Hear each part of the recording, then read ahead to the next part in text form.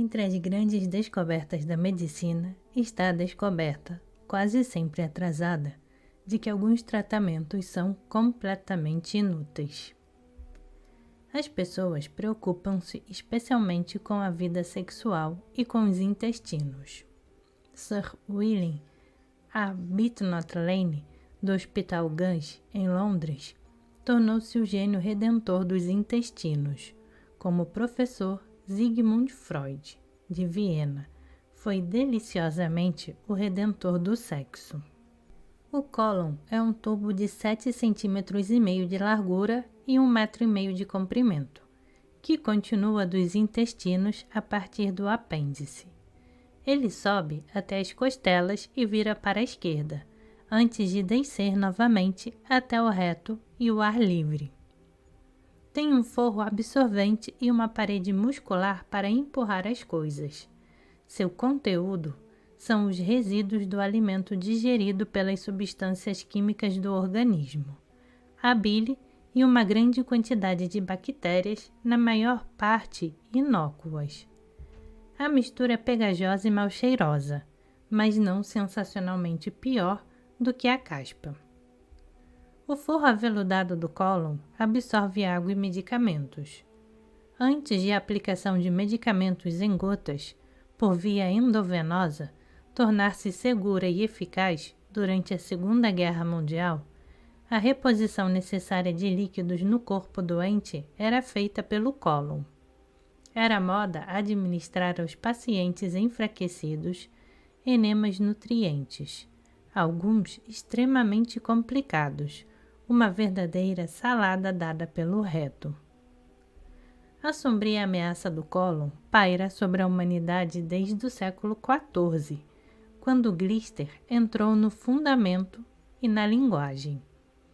Em 1622, Massinger e Decker chamavam o médico rudemente de tubo fedorento de Glister. Porém, no século seguinte, a prática entrou na moda para os adeptos das dietas exigentes, como existem hoje. Pope escrevia elegantemente no De Dunciat em 1728. No consultório está a linda Cloacina, e ministra para a jovem com as mais puras mãos. Ela muitas vezes o favoreceu e favorece ainda, renovado pela força generosa do excremento, como que lubrificado com os sucos mágicos para o curso. Vigoroso ele se levanta, pelos eflúvios fortalecido, absorvendo nova vida e faz a limpeza mal cheirosa. Pope tinha um humor espasmódico, de um estudante de medicina. Do contrário, como poderia ter escrito sobre o leito de morte da rainha de George XI, Carolina, a que jaz envolta em 40.000 toalhas, a única prova de que Carolina tinha intestinos. O século XVIII produziu também quadros deliciosos de damas ajoelhadas com as nádegas nuas, atendidas por suas criadas, com o que pareciam ser vaporizadores de frutas domésticos do século XIX. No começo do século XX, uma conspiração entre médicos e pacientes criou a autointoxicação. Suspeitava-se que venenos não identificados eram absorvidos pelo cólon preguiçoso, provocando sintomas igualmente vagos como mãos frias e úmidas, orelhas frias e azuladas, lassidão, dores pélvicas nas mulheres e, segundo Willy, um terrível cheiro de túmulo. Porém, ele acrescenta com mais alegria. De certo modo, as pessoas ruivas parecem ser relativamente imunes aos efeitos da êxtase intestinal, sorte de Sarah Bernhardt. Um cólon cheio atraía Willy como a vitrine do açougue atraía um revolucionário faminto. Às vezes ele apresentava as rugas de Lane, que ele alisava com calor. Sua incisão abdominal ia das costelas ao pubis, bem no centro, para poder ver melhor o que estava acontecendo. Ele recomendava a lubrificação do cólon com meio litro de creme e dormir de bruços, imitando os selvagens africanos, cujos colons atiravam como as balas pompom do general Kitchener. Willie era bonito, com um bigode luxuriante, sarcástico, com o gosto nativo de Whistler, por pregar peças, grande dançarino, e desenhava os próprios instrumentos, que ele gostava que fossem práticos. Ele recomendava: o espartilho inglês é desastroso, porque exerce uma pressão constritora no abdômen, na margem costal inferior, e acentua a tendência das vísceras de se deslocar para baixo. O espartilho francês, com as barbatanas retas, é menos prejudicial e, quando bem feito e bem aplicado, serve para exercer uma pressão moderada na parte inferior do abdômen. Pode-se verificar isso comparando as mulheres de Renoir com as de Gainsborough.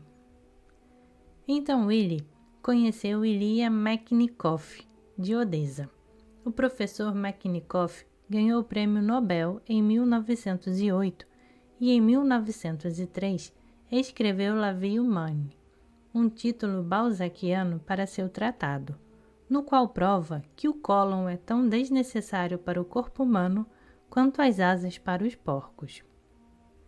O revolucionário Willie instituiu imediatamente o reino do terror, guilhotinando o cólon nas duas extremidades e atirando-o nas chamas do incinerador do Gus. O cólon foi proscrito como um esgoto venoso, que infectava o resto do corpo com reumatismo, tuberculose, câncer e uma porção de outras coisas. Um menino que confundiu a porta de Willie com a da clínica de laringologia teve seu cólon removido, ao invés das amígdalas. Um homem que cortou o próprio pescoço, mas não morreu, não teve o seu cólon removido, mas mandou remover o da sua mulher para melhorar seu gênio e fazer a vida dos dois mais feliz. Os pacientes adoravam como Jove. É reconfortante identificar dentro do próprio corpo um bode expiatório para todas as imperfeições físicas e psicológicas. Um ano depois, os pacientes voltavam com os mesmos sintomas enumerados por Willie. Isso continuou até 1913, quando os médicos começaram a suspeitar que o cólon estava cheio de bobagens. Disse então Sir James Frederick Goodhart, baronete, médico do Gans. Encorajados por nós, os médicos, centenas de milhares de seres humanos, gravaram em suas mentes a ideia de que nasceram neste mundo com o objetivo principal de evacuar uma vez por dia.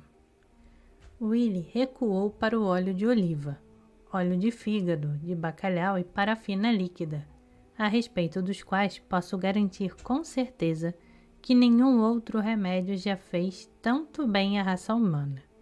Ele recomendava que devíamos esquecer as cadeiras, agachar com as coxas encostadas na barriga, como aqueles selvagens colonialmente eficientes. Dizia aos seus colegas no Gans que deviam abrir os intestinos 2 vezes por dia. Fundou a nova Sociedade da Saúde, que tinha entre suas atividades a redação de artigos para os jornais.